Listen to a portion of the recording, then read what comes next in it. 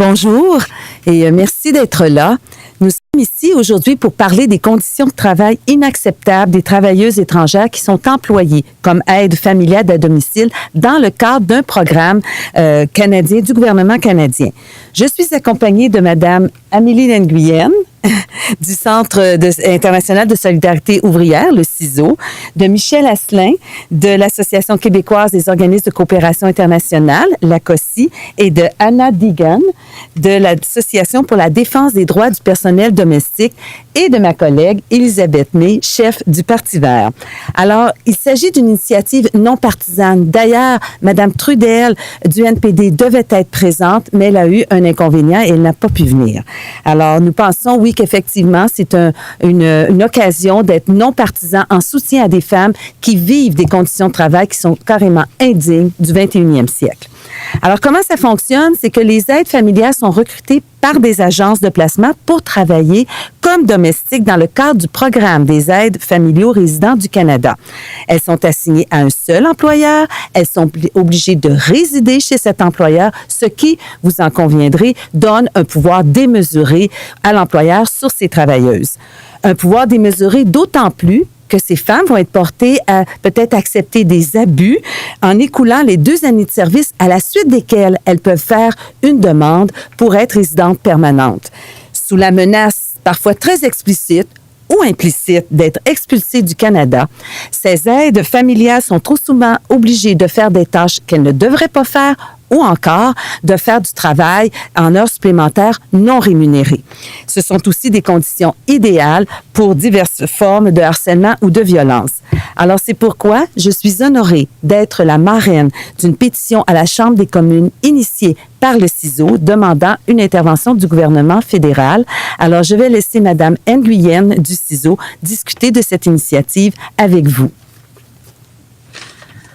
Merci beaucoup, Madame Posé, pour cette belle introduction qui fait un bon tour d'horizon des violations des droits de ces travailleuses.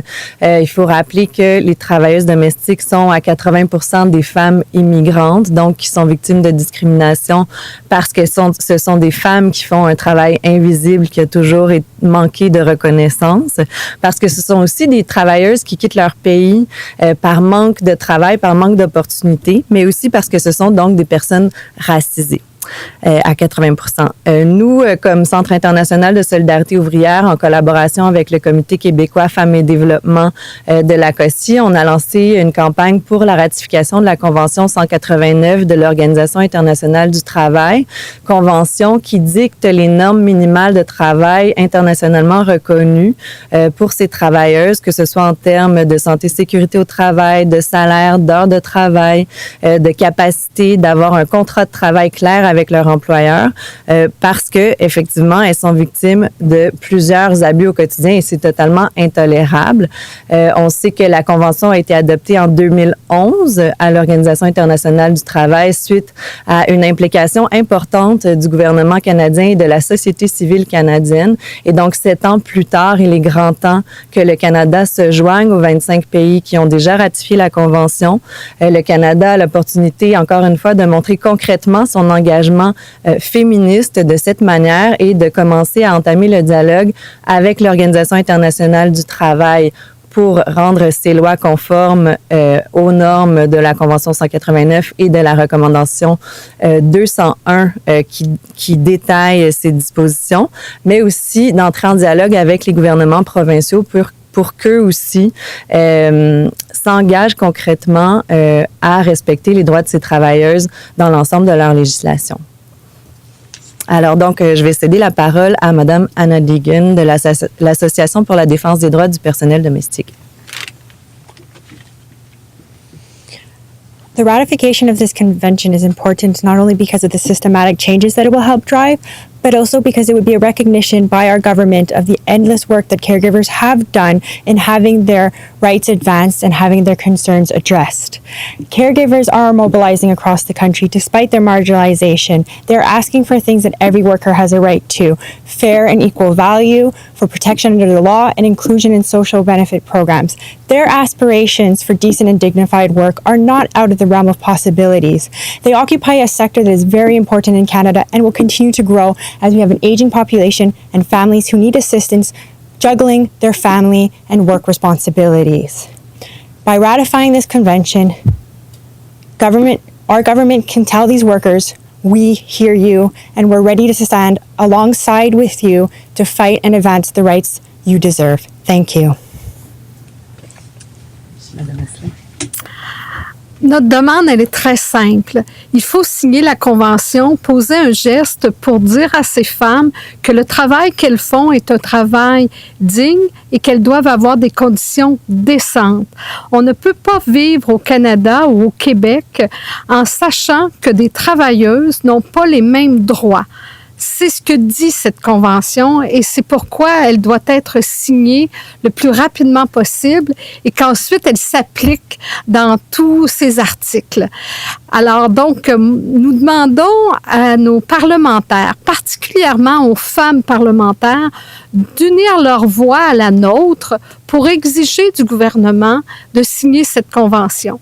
Dans l'histoire, les femmes parlementaires ont uni leur voix pour protéger les droits des femmes. Je pense entre autres pour les droits reproductifs des femmes. Ce n'est pas une bataille partisane, c'est une bataille de justice, de droits fondamentaux.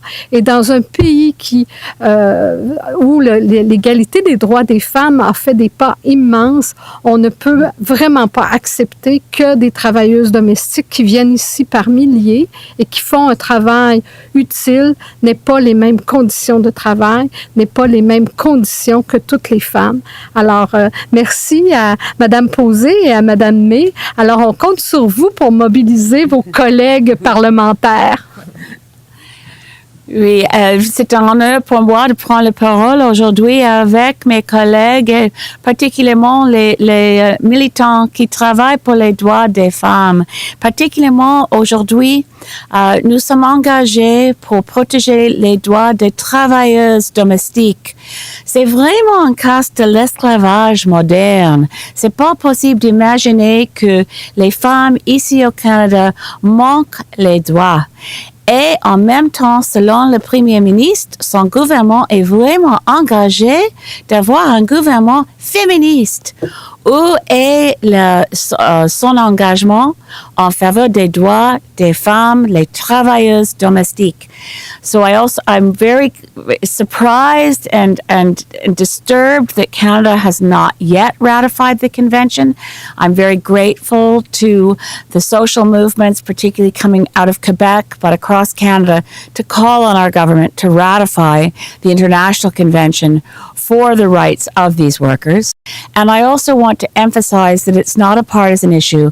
My colleague Monique Posé mentioned this at the beginning of the press conference, but we know that we had hoped that there would be members of parliament from other parties, but we have support within the New Democratic Party. We have support from a number of Liberal MPs. We know this is a nonpartisan issue, but it's time for Canada to ratify the convention and protect the rights of domestic workers. Merci. Thank you. Merci. Merci. Voilà. Closing statements for the. You want to add anything? Oui. C'est correct? Oui. Ben, juste mentionner que la campagne est déjà appuyée par 50 groupes au Québec et à travers le Canada. Donc, il y a un appui populaire important de groupes en particulier de défense des droits des travailleuses migrantes, de défense des droits des travailleuses domestiques, de syndicats, de groupes de défense des droits des femmes. Et donc, il y a déjà un appui populaire important qui doit être reflété dans les positions du Parlement qui suivront.